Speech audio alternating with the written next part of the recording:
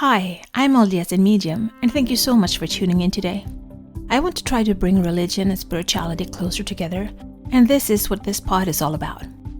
I will talk about my own thoughts and feelings as I am both LDS and have spiritual gifts, something that I've had my whole life, but I always thought that it was hard to combine these gifts with my religion. This has torn me into two directions, and I have talked to many people who feel the same way. I can't choose not to have my spiritual gifts, but I can choose how I use them. And I always want to use them for good and to help others. I believe my heavenly parents gave them to me for a reason. So, this is me. Join my quest for knowledge. Men vs. Women, Chapter 7, Part 1. I'm still dazed after finished reading Chapter 7. I don't know what to say or where to start. It was such a defining moment in my life to read this chapter. So, Chapter 7 in the book Laugh Your Way to a Better Marriage by Mark Gungor. Law number 4. Men and women want different things. Hey, just by the title I was like, yes, I know that already, tell me something new. He starts off by saying the person that takes the time to fulfill the needs of the spouse are in for a happy marriage. I'm with you this far. And he goes on to say how easy it is to assume that they want and crave the same thing as you do, because it's how you feel, what you want, so it's easy to make that assumption. Met needs always produce the feelings of being loved, valued, and appreciated. And before he starts to share what men really want, he starts by saying what they don't want. And it was funny. Men don't want to become women. And he shares that most women describing their ideal man actually describes their best girlfriend's attributes. That is just not going to happen. I love watching K-dramas, but I know it's just a drama, and the actor is just playing a part written, often by women, to create an ideal sort of man. But it's just a fantasy put to life by actors. Such a nice fantasy, though. Men don't like to talk or open up or share. They like to conquer, protect, compete, work, and so forth. That is how they are created to function. Men do not like to work on relationships. They are mostly content by how it is. And he connects this to a survey done where they asked men if they would remarry their wives and wives if they would remarry their husbands. The find showed that almost 70% of the men would remarry their wives, while only half of the women said they would remarry their husbands. David Roadhouse, who is a licensed psychotherapist, said it's because men on the whole experience fulfillment more easily than women, and that women tend to have more romantic expectations which are hard to sustain. It made me think of when I talked to my son. He had been playing games on his computer, and his girlfriend had been sitting on the bed playing with her phone. And he told me that he was just so lucky she was present. She doesn't have to do or say anything. Just by being there, she makes me the happiest man alive. I was like, is it really that easy?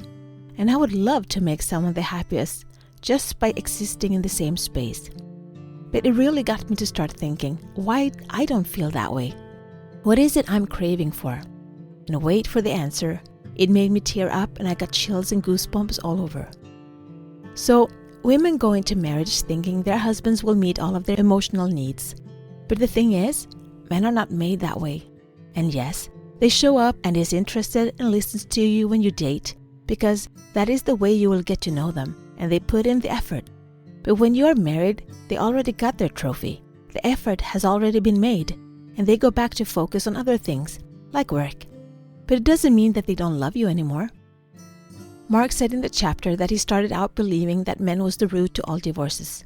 But now, after counseling people for years and years, he realizes that men are constant and haven't changed that much in the past centuries, but women have. We have this unrealistic, romantic dream of a Prince Charming coming to rescue us from this boring life and swoop us up in a white limousine with a bouquet of roses like in Pretty Woman. And it's just not happening. Unrealistic expectations are often the culprits responsible for the misery women feel, not their husbands. The unsustainable, unreasonable, romantic longings of women are ripping marriages apart. Many women enters marriage with the expectation that a man will meet all the emotional needs of her heart. I'm totally guilty of this.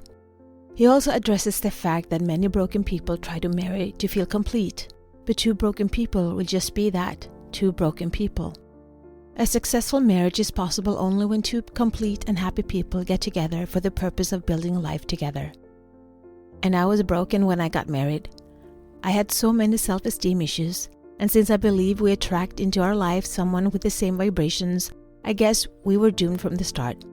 Sometimes I have this wish that I would like to meet my ex and say, "Hi, I know we were married for almost 20 years, but this is the first time this version of me meets you." But then again, I don't know what that would even do. For me, there is no going back, only forward.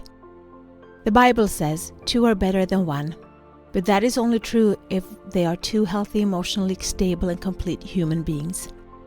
Why have we in this time ended up like this? Mark says, "For most of human history, multiple generations of a family lived within close proximity to each other. Chores as cooking, planting fields, washing clothes, caring for children, and harvesting crops were often shared by the family clan. Women grew up their entire lives with the same women around them. They had a network they could trust and garner support from.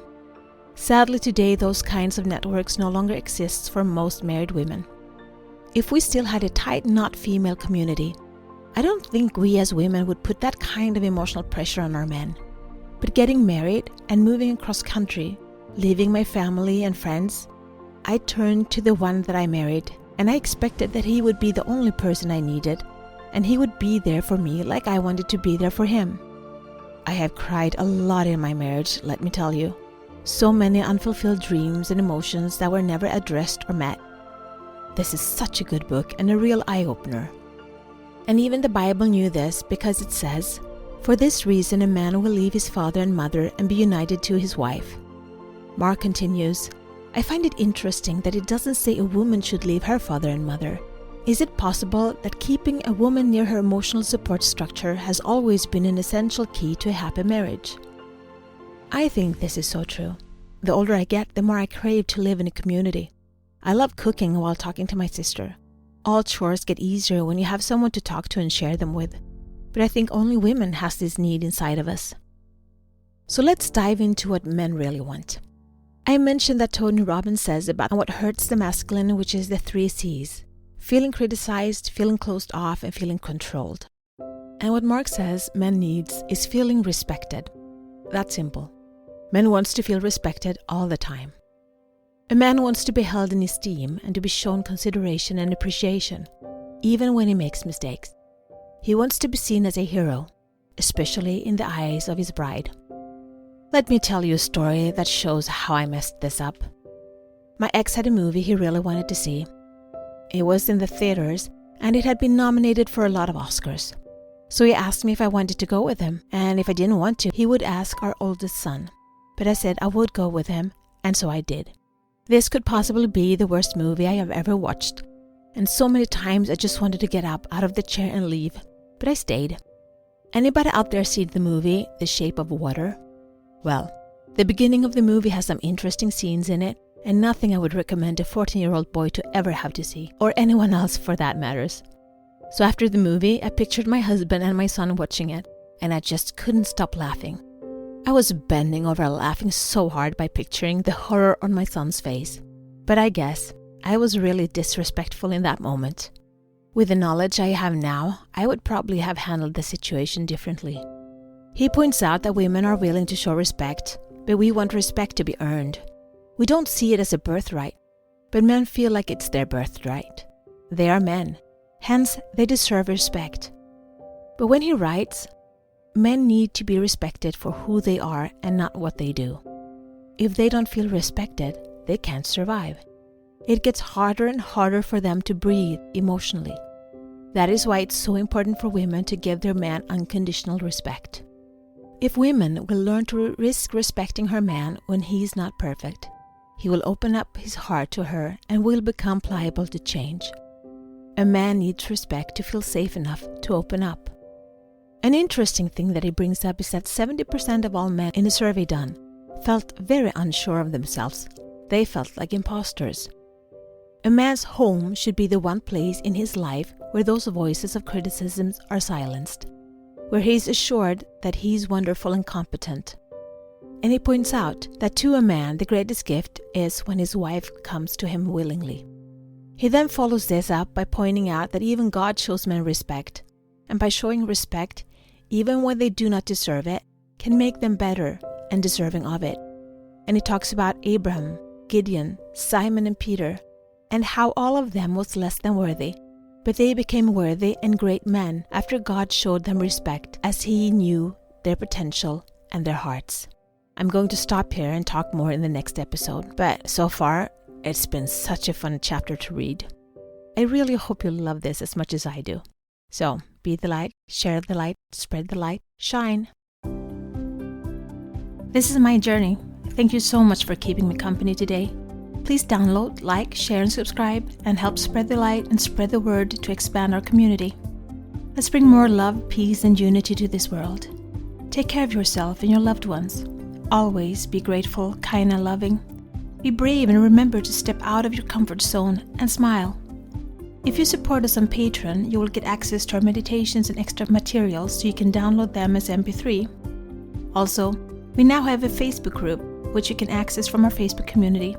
Please answer the questions as you apply to participate. It will be a safe haven where we can keep discussing religion and spirituality, our spiritual gifts and self-development.